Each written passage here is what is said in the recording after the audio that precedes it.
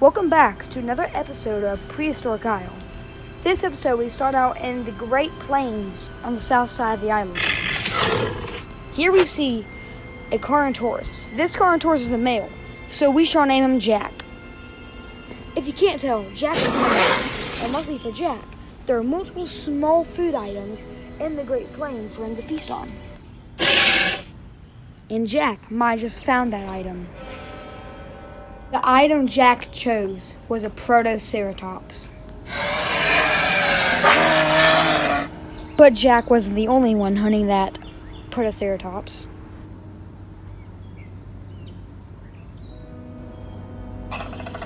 The other dinosaurs were a pack of Utah raptors, and they are mad that Jack beat them to the Protoceratops first. We are back at the west side of the island, where we can see a lake and a familiar Dilophosaurus called Dylan, and he is here to get a drink of water from this lake.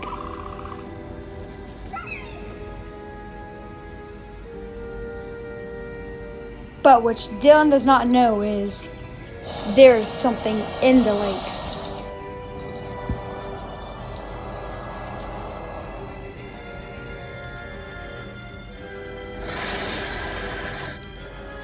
Dylan just dodged a deadly bullet right there. That bullet being a giant female Caprosuchus. Dylan backs away from the lake, shooken from that experience. 3 hours later at the same lake, we can see the female Caprosuchus at the lake, but then she sees something huge, and she goes back to the water, being frightened. The thing that she was frightened by was a humongous Baryonyx. This one's the biggest one of its species. Oh my lord, this thing's at least 20 feet tall. And it's using pressure sensors. That is amazing. Guys, come look at this. Alright. Oh gosh. Alright, we're going to study this thing. I mean, we're not going to film for a few days. We're going to just following this thing around. Alright. Oh my goodness. Alright, it's walking away. We're just gonna have that fish there. Alright, we're sorry about it. We're gonna see you in a few days. And it has been those few days. Actually, almost 2 weeks. But anyways, this is what a Baryonyx is supposed to be like. 9 to 10 feet tall. Definitely not 20. I don't know where this thing was born or this thing's diet. But our theory is this thing either eats humongous fish or this thing is hunting down hadrosaurs or something like that. This thing is huge. One of our first thoughts that had giganticism, but we can pretty much knock that one off because I'm pretty sure animals can't suffer from giganticism. But this is a breakthrough in science history. Like, this is like saying we found a Compsognathus that was 10 feet tall. Just imagine that. That would be a breakthrough in science, in prehistoric science. Me, my federation here of the Federal Prehistoric Reserve. Yes, we do work for the U.S. government, but we also do have permission to film here and have a documentary that we post on YouTube. Yes, but anyways, listen, everybody. Just imagine walking in your house and you see a dog that's 10 feet tall. Yes, I'm talking about Clifford the Big Red Dog. That would be amazing, but also terrifying. We do not know what this thing can do. This thing's bite force might be the bite force of, I don't know. We had to calculate that. We're still working on it. And by the time we start filming dinosaurs again, probably will be about next week, our time. This video will be posted at the very end of this. But anyways, we're sorry for this major interruption. This will be like a big portion of the video. We're sorry. But anyways, let's get back to the documentary, which will happen in a few weeks. Anyways, hi future Mark. How are you doing? Yeah, whatever. Alright, we're gonna see you in 3, 2, 1. Hello, Pastor Mark. How are you doing? Doing good. Anyways, we are so excited because we just found a breakthrough in science, which was that Baryonyx.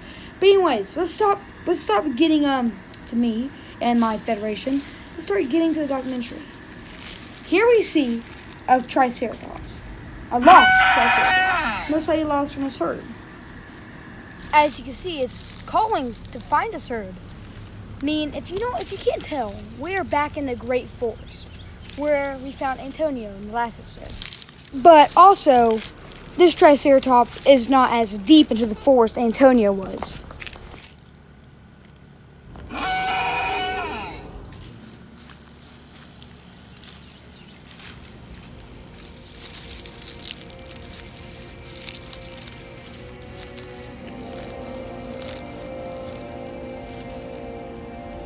Even for this gigantic male Triceratops, Stuff can still hunt it. And this Stuff is a giant Allosaurus.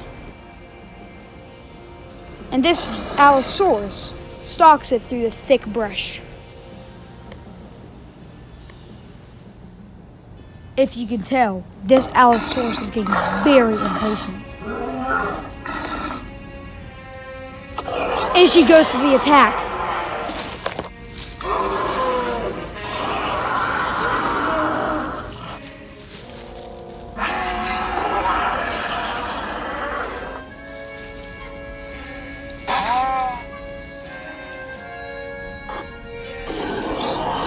The Triceratops just left a deep gash into the Allosaurus, and the Allosaurus falls over.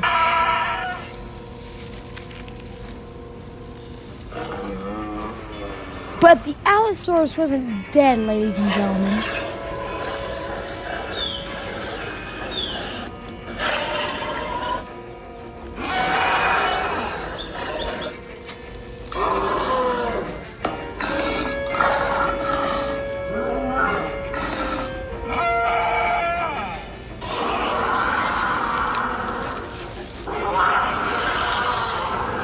And the Triceratops and the Allosaurus run away through the forest.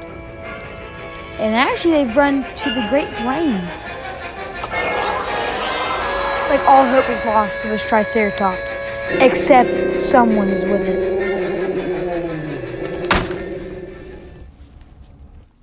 The savior of the Triceratops is a giant female Ankylosaurus.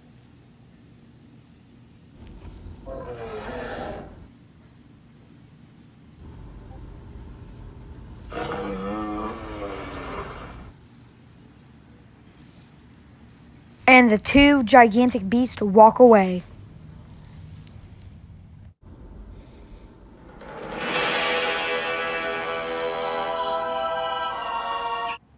It is another morning on Prehistoric Isle, and here we see Jack that was somehow able to find himself in the rocky desert while we were studying the Baryonyx. And he was just woken up by something huge.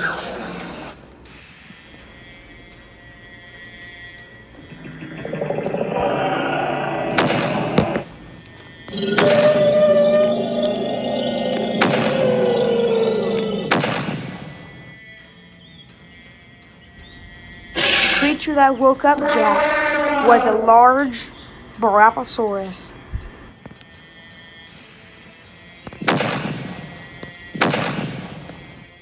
Since Jack is now awake, he walks away to find food.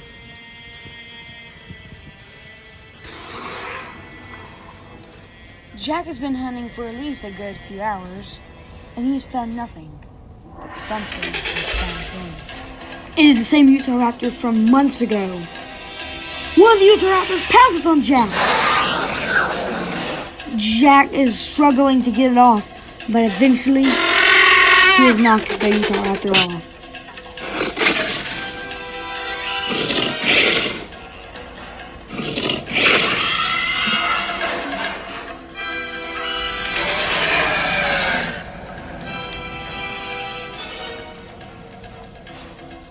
The alpha male jumps on Jack.